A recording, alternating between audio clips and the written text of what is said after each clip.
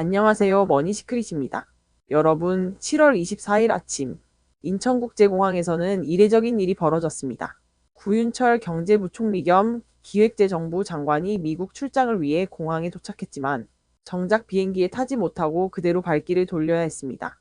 그 이유는 단 하나, 미국이 출국 불과 1시간 전 회의 취소를 통보했기 때문입니다.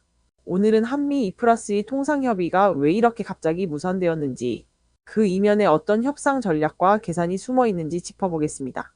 일부 공항에서 벌어진 일. 7월 24일 오전 9시 10분 구윤철 부총리가 인천공항 귀빈실의 모습을 드러냈습니다. 25일 미국 워싱턴 DC에서 열릴 예정이던 한미 22 통상협의에 참석하기 위해서였죠. 그런데 도착한 지 40분도 채 되지 않아 회의는 취소됐고 공항엔 허탈한 취재진과 당황한 정부 관계자들만 남았습니다. 미국은 단 한마디만을 전해왔습니다. 스콧 베선트 재무장관의 긴급 일정으로 협의가 어렵다. 취소 통보 시각은 한국 시간으로 오전 9시, 출국 1시간 25분 전이었습니다. 외교 관례상 이런 막판 취소는 상당한 결례로 여겨집니다. 과연 미국은 왜 이런 결정을 했을까요? 이부 대미 투자 문제와 관세 협상. 이번 통상협의의 핵심은 바로 관세입니다. 도널드 트럼프 대통령은 8월 1일부터 한국산 자동차와 제품에 25%의 고율 관세를 부과하겠다고 예고했습니다. 일본은 이미 움직였습니다. 5,500억 달러 우리 돈 약 750조 원 규모의 대미 투자 계획을 제시했고 미국과 상호 관세율 25%, 15%로 낮추는 데 성공했습니다. 한국도 대응에 나섰습니다. 삼성, SK, 현대차, LG 등 4대 그룹과 연쇄 회동을 통해 총 1,000억 달러, 약 137조 원 규모의 투자금을 모았죠. 하지만 문제는 규모입니다. 일본보다 훨씬 적은 이 액수가 미국의 눈높이를 충족시키지 못했을 가능성이 높습니다. 3부 미국의 압박과 외교전의 본질. 이쯤에서 짚어봐야 할 것이 있습니다. 과연 미국은 진짜 스콧 장관의 일정 문제 때문에 회의를 취소한 걸까요? 전문가들은 말합니다.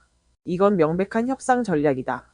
하워드 러트닉 미국 상무장관은 직접적으로 4천억 달러라는 숫자를 언급했고 한국은 아직 그 절반도 안 되는 금액을 제시한 상황입니다.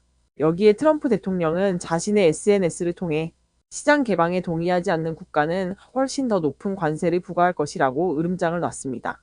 결국 미국은 더 많은 양보를 얻기 위한 전형적인 협상 카드, 바로 일방 연기라는 전략을 꺼내든 겁니다. 사부 쌀과 소고기 그리고 한국의 카드. 한국도 쉽게 물러설 수는 없습니다. 미국이 꾸준히 요구해온 쌀과 소고기 시장 개방은 국내 농축산업계의 강력한 반발에 부딪힐 수밖에 없습니다. 그래서 한국은 바이오에탄올용 옥수수 같은 연료용 작물 수입 확대를 대체 카드로 검토 중인 것으로 알려졌죠. 하지만 미국 입장에서는 만족스럽지 않을 겁니다. 쌀과 소고기는 그들에게도 중요한 정치적 카드니까요. 결국 이번 협상의 핵심은 돈즉 대미 투자 규모, 그리고 시장 개방이라는 두 축으로 압축됩니다. 여기서 중요한 질문이 남습니다. 우리는 미국의 압박에 밀려야만 하는가? 전문가들은 말합니다. 협상이란 결국 버티는 자가 이긴다.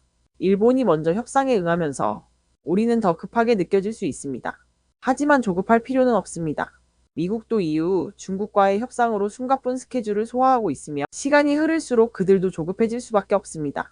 우리는 지금 중요한 갈림길 앞에 서 있습니다. 지금은 침착하게 그러나 전략적으로 미국과의 통상 협상에서 진짜 얻어야 할 것을 잊지 말아야 할 때입니다.